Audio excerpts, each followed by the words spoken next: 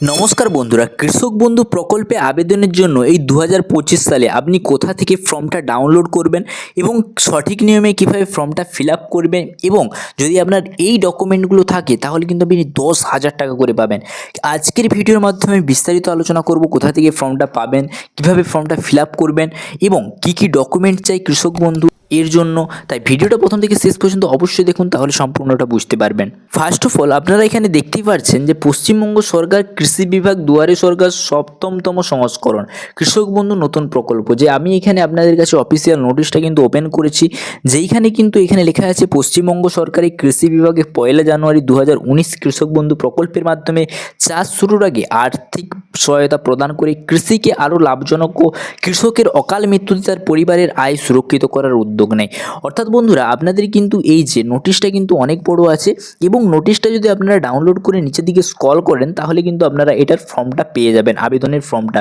তো আপনারা সিম্পলি দেখতেই পাচ্ছেন এইখানে কিন্তু আপনাদের আবেদন ফর্মটা চলে আসছে, যেখানে উপরে লেখা আছে কৃষক বন্ধু প্রকল্পের নাম নথিভুক্তকরণের আবেদনপত্র এবং এখানে আবেদনপত্রের নম্বর অফিস ব্যবহারের জন্য এবং আপনাকে কিন্তু এখানে একটা স্ট্যাম্প পেপার পাসপোর্ট সাইজের ছবি দিতে হবে এবং এইখানে কি করতে হবে, নাম করতে হবে বড় হাতের ইংরেজিতে, আপনার সবগুলোই কিন্তু ক্যাপিটালে লিখতে হবে, ইংরেজিতে লিখতে হবে। আপনার নাম প্রথমে লিখবেন এবং যদি আপনি বাংলায় লিখতে চান তাহলে নিচেরটাই আপনি বাংলায় লিখতে পারেন। তারপরে বাসস্থানের ঠিকানা আপনারা যদি ইংলিশে লিখেন ইংলিশেই লিখবেন এবং বাংলায় লিখলে শুধুমাত্র বাংলায় লিখবেন, পুরো ফর্মটা কিন্তু ফিল আপ করবেন একই ল্যাঙ্গুয়েজে।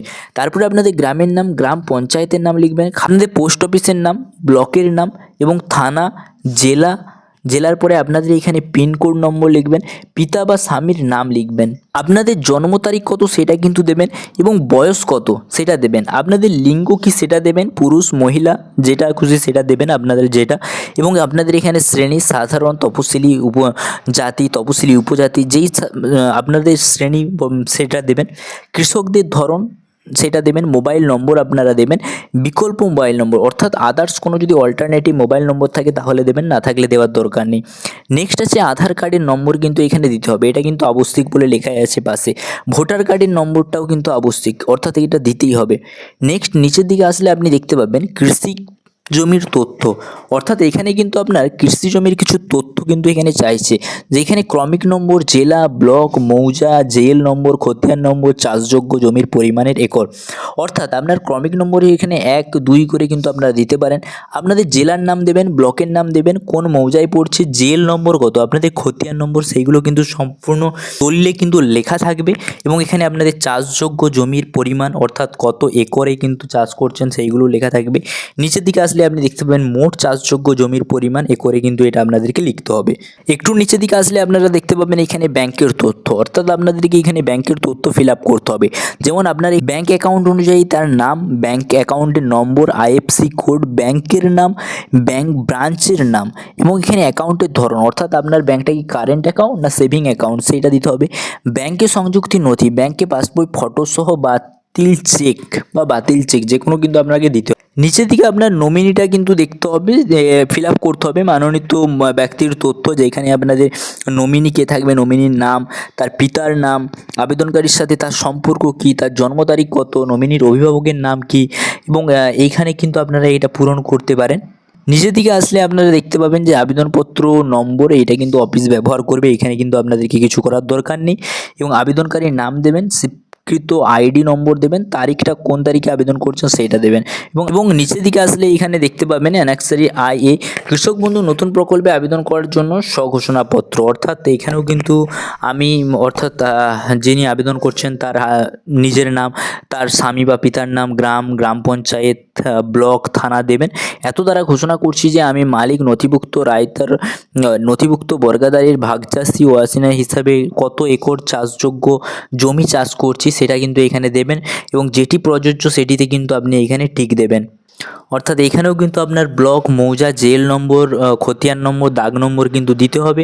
দেওয়ার পরে কিন্তু এখানে যদি আপনার কেবি আইডি অর্থাৎ কৃষক বন্ধু আইডি থাকে তাহলে কিন্তু আপনারা এখানে আইডিটা বসাবেন এবং এইখানে আমার উল্লেখিত দাবির সমর্থনে পর্যায়ের নথিভুক্ত ব্যক্তির নাম অর্থাৎ রায়তার সাথে তার সম্পর্কটা কী আছে, বর্গারে করে নথিভুক্ত ব্যক্তির সম্পর্ক, এগুলো কিন্তু সমস্ত কিন্তু নমিনির ডিটেলস কিন্তু দিতে হবে। নিচের দিকে কিন্তু দেখতে পাচ্ছেন আপনার আবেদনকারীর স্বাক্ষর, অর্থাৎ এখানে কিন্তু আপনাকে একটা সাইন করতে হবে, স্থান তারিখ দিতে হবে এবং এখানে একটা চালু মোবাইল নম্বর কিন্তু দিতে হবে, যেটা অ্যাক্টিভ মোবাইল নম্বর। সো বন্ধুরা, আমরা কিন্তু আপনাদেরকে দেখিয়ে দিলাম এটা কিভাবে ফর্মটা ফিল আপ করবে। এখন আমরা এখানে দেখব যে কৃষক বন্ধু প্রকল্পে আবেদন করতে আপনাদের কি কি ডকুমেন্ট লাগবে। পাসপোর্ট সাইজের কালার, জমির পর্চা, পাট্টা, বর্গানথি, বন বিভাগের পাট্টা, যে কোনো একটা যেটার হবে সেইটার কিন্তু আপনারা দেবেন এখানে ডকুমেন্ট। আধার কার্ড বাধ্যতামূলক, ভোটার কার্ড বাধ্যতামূলক, বৈধ ব্যাঙ্ক অ্যাকাউন্টের পাসবইয়ের প্রথম পাতার জেরক্স অথবা বাতিল চেক দিতে হবে। আধার কার্ডের লিঙ্ক থাকতে হবে, ব্যাঙ্ক অ্যাকাউন্ট ও সক্রিয় ব্যাঙ্ক অ্যাকাউন্ট হতে হবে।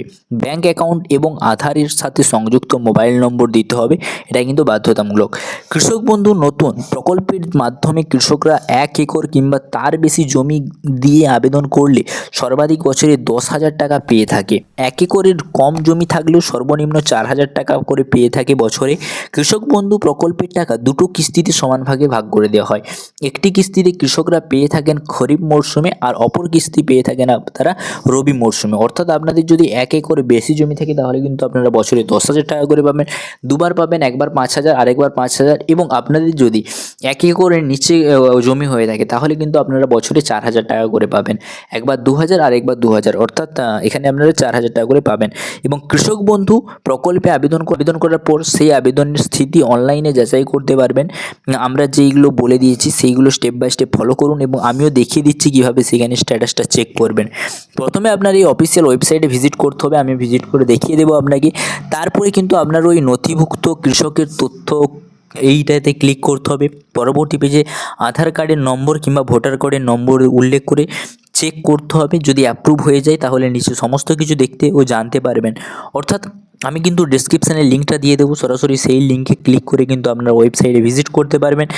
এইখানে নথিভুক্ত কৃষকের তথ্য এই অপশানটাতে ক্লিক করলেই আপনাদের কাছে কিন্তু ওখানে অপশন চলে আসবে, আধার কার্ড বা ভোটার কার্ডের নম্বর দিয়ে কিন্তু আপনারা সেটা সম্পূর্ণ স্ট্যাটাসটা চেক করতে পারবেন। এটা আমার এখানে মোবাইল ফোন থেকে হচ্ছে না, এটা কিন্তু ডেস্কটপে করলে কিন্তু আমার হয়ে যাবে এটা। তাহলে বন্ধুরা, আপনারা বুঝতে পারলেন যে এই কৃষক বন্ধু ফর্মটা কিভাবে পূরণ করবেন, কী কী ডকুমেন্টস চাই, সমস্ত কিন্তু ভালোভাবে বিস্তারিত আলোচনা করলাম। পরবর্তীকালে আরও নতুন নতুন ভিডিও পেতে অবশ্যই চ্যানেলটাকে সাবস্ক্রাইব করে রাখবেন। Thanks for watching. Is family. জয় হিন্দ।